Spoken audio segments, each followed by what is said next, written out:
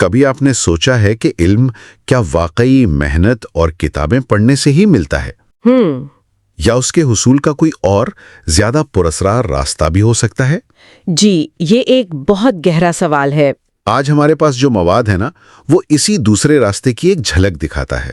ہمارے سامنے دو بہت ہی دلچسپ ذرائع ہیں۔ جی، دو بالکل مختلف قسم کے ذرائع ہیں۔ ایک کا عنوان ہے علی اللہ۔ یہ حضرت علی سے منسوب کچھ اقوال کا مجموعہ ہے، اور کچھ ایسے اقوال ہیں کہ انسان سوچ میں پڑ جائے۔ بالکل۔ اور دوسرا ماخذ ایک آڈیو کا متن ہے جو اسماعیلی تعلیمات میں علم کے ایک بالکل مختلف نظام کی بات کرتا ہے۔ تو آج کی گفتگو کا مقصد ان دونوں کو ملا کر یہ سمجھنا ہے کہ الہی اختیار اور علم کی وہ کون سی تصویر ہے جو یہ ذرائع ہمارے سامنے رکھتے ہیں۔ اور یہ تصویر روایتی سوچ سے بہت مختلف ہے۔ یہ ایک ایسے نظام کی بات کرتے ہیں جہاں ساری طاقت اور سارا علم ایک مرکزی شخصیت کے گرد گھومتا ہے۔ اچھا، اور یہ علم آپ کے ذاتی کوشش سے زیادہ اس شخصیت کی منظوری یا کہہ لیں کہ روحانی حمایت سے ملتا ہے۔ یہ ایک طرح سے علم کے حصول کے پورے تصور کو ہی الٹ دیتا ہے۔ تو آئیے اس گتھی کو سلجھاتے ہیں۔ پہلے ماخذ اللہ سے شروع کرتے ہیں۔ جی، جب میں نے یہ پہلی بار پڑھا تو میں سچ میں حیران رہ گیا کہ کوئی یہ دعویٰ کیسے کر سکتا ہے۔ کون سا والا؟ مثلاً ایک قول ہے، میں تمام نبیوں کے ساتھ خفیہ طور پر تھا اور محمد صلی اللہ علیہ وسلم کے ساتھ اعلانیہ طور پر تھا۔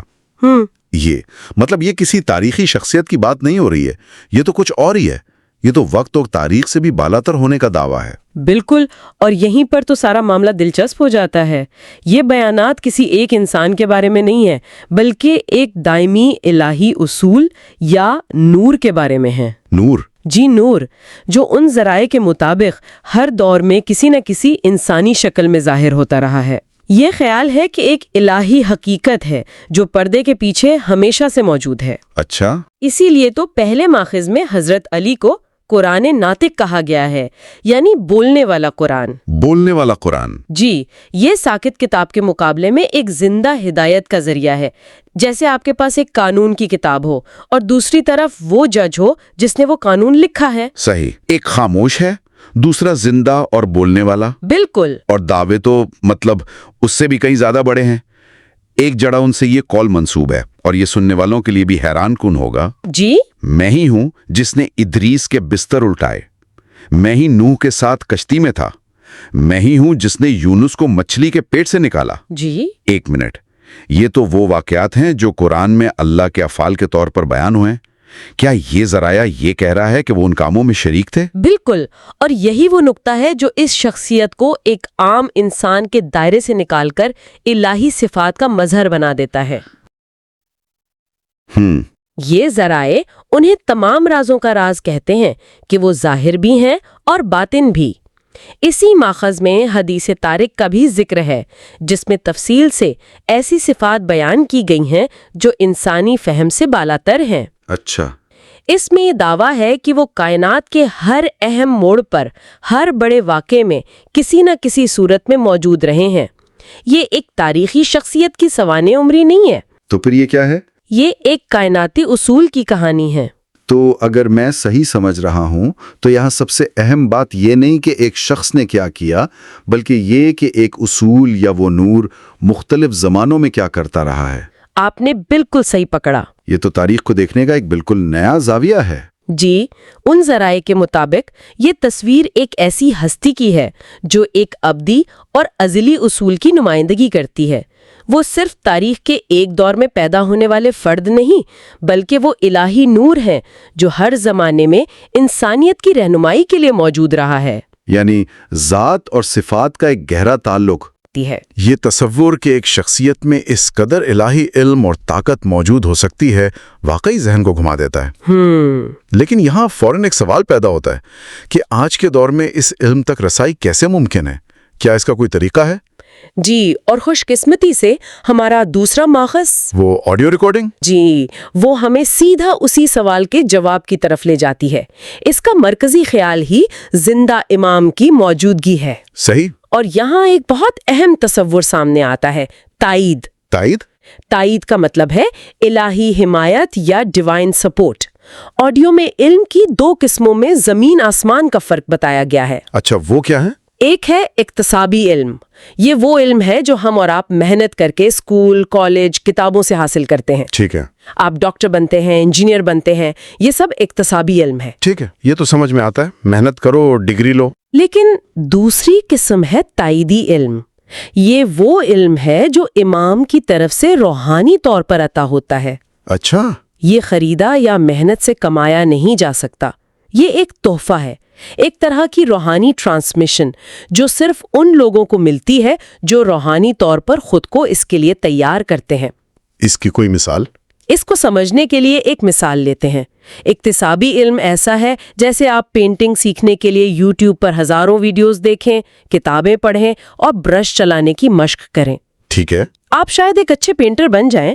لیکن تائیدی علم ایسا ہے جیسے لیونارڈو ڈاونچی خود آ کر آپ کا ہاتھ پکڑ لے اور آپ سے مونالیزا بنوا دے. واہ. پینٹنگ آپ بنا رہے ہیں لیکن ہاتھ اور فکر اس کی ہے. یہ تو بہت طاقتور تمثیل ہے، اور یہ مجھے سیدھا آڈیو کے اس نقطے پر لے آئی جس نے مجھے سب سے زیادہ چونکایا تھا. جی. اس میں کہا گیا ہے کہ جب بزرگان دین جیسے ناصر خسرو یا دوسرے دائی کچھ لکھتے ہیں تو دراصل وہ خود نہیں لکھ رہے ہوتے، بلکہ امام ان کے ہاتھ سے لکھوا رہا ہوتا ہے. جی. ماخذ کے الفاظ ہیں امام ان کا ہاتھ بن جاتا ہے. کیا اس کا مطلب یہ ہے کہ ناصر خسرو کی ذہانت ان کی اپنی نہیں تھی؟ یہ تو ایک بہت بڑا دعویٰ ہے. یہ ایک بہت بڑا دعویٰ ہے، اور اس نظام کے مرکز میں یہی عقیدہ ہے. اس کا مطلب یہ ہے کہ ان بزرگوں کی تحریریں ان کی ذاتی رائے یا تحقیق کا نتیجہ نہیں ہے، بلکہ وہ الہی ہدایت کا تسلسل ہیں. اچھا. آڈیو میں اس کی مزید وضاحت ہے کہ ان بزرگوں نے اپنی عبادت اور ریاضت سے امام کو اپنے عالم شخصی یعنی اپنی ذات کی دنیا میں زندہ کر لیا ہوتا ہے. عالم شخصی. جی. اس لیے ان کی زبان سے نکلنے والا ہر لفظ امام کی ہدایت کا حصہ ہوتا ہے. وہ خود بھی اس بات کا اقرار کرتے ہیں کہ یہ علم ان کا اپنا نہیں بلکہ امام کے نوازش اور برکت کا نتیجہ ہے. تو اس کا مطلب یہ ہوا کہ علم کا ایک پورا متوازی نظام موجود ہے. جی. جو ہماری یونیورسٹیوں اور لائبریریوں سے بالکل الگ تھلگ، اندرونی اور الہامی طور پر چل رہا ہے. بالکل. اور یہ ہمیں گفتگو کے تیسرے حصے کی طرف لاتا ہے جو علم کی حدود کے بارے میں ہے. صحیح؟ اگر یہ تائیدی علم اتنا خالص اور براہ راست ہے تو پھر دوسرے ذرائع سے حاصل کیے گئے علم کی کیا حیثیت ہے؟ آڈیو میں اس پر ایک بہت سخت موقف اختیار کیا گیا ہے. جی. آڈیو میں بہت واضح طور پر کہا گیا ہے کہ روحانی رہنمائی کے لیے باہر کے ذرائع جیسے دوسرے مسالک یا مذاہب کی کتابیں نہیں پڑھنی چاہیے. اچھا. اقتباس ہے. دوسروں کی کتابیں پڑھنے سے صرف امام برحق کی مخالفت ملے گی. یہ ایک بہت اہم نقطہ ہے کیونکہ یہ علم کے دائروں کو الگ کرتا ہے. لیکن یہ تو بہت محدود کرنے والی بات لگتی ہے. کیا اس کا مطلب یہ ہے کہ علم حاصل کرنے کے دوسرے دروازے بند کر دیے جائیں؟ نہیں، ایسا نہیں ہے. تو پھر اس کے پیچھے کیا منطق دی گئی ہے؟ آڈیو میں اس کی وجہ یہ بتائی گئی ہے کہ یہ پابندی صرف روحانی اور دینی علم کے لیے ہے. اچھا. دنیاوی تعلیم جیسے نوکری یا کاروبار کے لیے پڑھنا اس کی نہ صرف اجازت ہے بلکہ حوصلہ افزائی کی گئی ہے تاکہ انسان دنیاوی طور پر کمزور نہ رہے. ٹھیک ہے، یہ فرق اہم ہے. جی. لیکن جب بات حتمی سچائی کی آتی ہے تو ماخوذ کا موقف ہے کہ راستہ ایک ہی ہے. اس کے پیچھے منطق یہ ہے کہ روحانی سچائی کے اس خالص راستے کو بیرونی نظریات کے شور سے بچایا جائے. دلیل یہ دی گئی ہے کہ اسماعیلی ادب اور بزرگان دین کی تعلیمات میں پورے علوم کا خلاصہ پہلے سے موجود ہے، اس لیے باہر بھٹکنے کی ضرورت ہی نہیں. یہ دلچسپ ہے. تو یہ ایک طرح سے روحانی معلومات کی کوالٹی کنٹرول کا نظام ہے. آپ کہہ سکتی ہیں. اس نقطے کو واضح کرنے کے لیے آڈیو میں مولانا رومی کی ایک بہت خوبصورت تمثیل استعمال کی گئی ہے. وہ کیا ہے؟ وہ کہتے ہیں کہ لوگ قرآن کے مغز یعنی اس کے جوہر کو چھوڑ کر اس کی کھال یعنی ظاہری الفاظ پر کتوں کی طرح لڑ رہے ہیں. یہ ایک بہت گہری تمثیل ہے.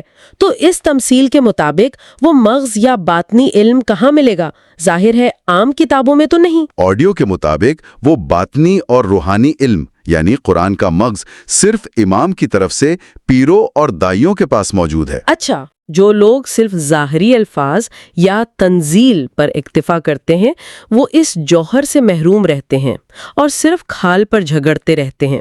اس لیے ہدایت کے لیے صرف اسی سلسلے کی طرف دیکھنا چاہیے جو امام کی تائید سے قائم ہے.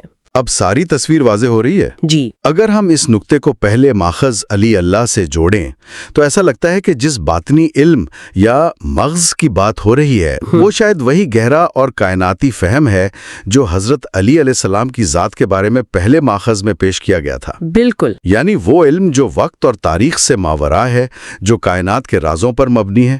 یہ صرف قانون کا علم نہیں بلکہ حقیقت کا علم ہے۔ بالکل صحیح۔ دونوں ذرائع ایک ہی تصویر کے دو الگ الگ ٹکڑے جوڑتے ہیں۔ کیسے؟ پہلا ماخذ اس الہی علم اور اختیار کے سرچشمے کی نشاندہی کرتا ہے، وہ ازلی نور، اور دوسرا ماخذ یہ بتاتا ہے کہ وہ سرچشمہ آج کے دور میں زندہ امام کی صورت میں کیسے جاری ہے اور اس سے فیض حاصل کرنے کا طریقہ کیا ہے۔ یہ ایک مکمل خود مختار ایکو سسٹم ہے۔ تو آئیے ساری گفتگو کو سمیٹتے ہیں۔ جی، آج کے مواد سے جو بڑی تصویر ابھرتی ہے وہ یہ ہے کہ یہاں ایک دائمی الہی اختیار کا تصور ہے جو امام کی شخصیت میں مجسم ہے۔ صحیح۔ یہ سلسلہ حضرت علی علیہ السلام سے شروع ہو کر آج تک جاری ہے۔ جی، اس اختیار سے جو علم ملتا ہے، جسے تائیدی علم کہا جاتا ہے، وہ ذاتی محنت سے نہیں بلکہ روحانی وابستگی اور امام کی حمایت سے ملتا ہے۔ بالکل۔ اور یہ علم ایک ایسے بن نظام کے ذریعے منتقل ہوتا ہے جو بیرونی اثرات سے محفوظ رکھا گیا ہے۔ اور اس سب کا مرکزی خیال ایک تاریخی شخصیت اور اس کے نمائندہ دائمی الہی اصول کے درمیان گہرا تعلق ہے۔ یہ ذرائع ہمیں دعوت دیتے ہیں کہ ہم شخصیت سے آگے بڑھ کر اس اصول کو سمجھنے کی کوشش کریں جس کی وہ نمائندگی کر رہے ہیں۔ یہ ایک ایسا نقطہ نظر ہے جو تاریخ، مذہب اور علم کی ہماری روایتی تعریفوں کو چیلنج کرتا ہے۔ صحیح، اور ہمیں سوچنے پر مجبور کرتا ہے کہ سچائی تک پہنچنے کے کتنے مختلف راستے ہو سکتے ہیں۔ جی، یہ ذرائع ایک ایسا نظام پیش کرتے ہیں جہاں سچائی ایک مخصوص الہامی طور پر رہنمائی شدہ سلسلے کے ذریعے حاصل کی جاتی ہے۔ جی، یہ علم کی نوعیت کے بارے میں ایک بہت بڑا سوال اٹھاتا ہے۔ کیا حتمی سچائی ایک ایسی چیز ہے جسے دریافت کرنے کے لیے ہمیں علم کے ہر سمندر سے کچھ قطرے چکھنے چاہیے، یعنی کھلی انفرادی تحقیق کرنی چاہیے؟ یا پھر سچائی ایک مخصوص روشنی ہے جو صرف ایک ہی روشن راستے پر وفاداری کے ساتھ چلنے سے ملتی ہے؟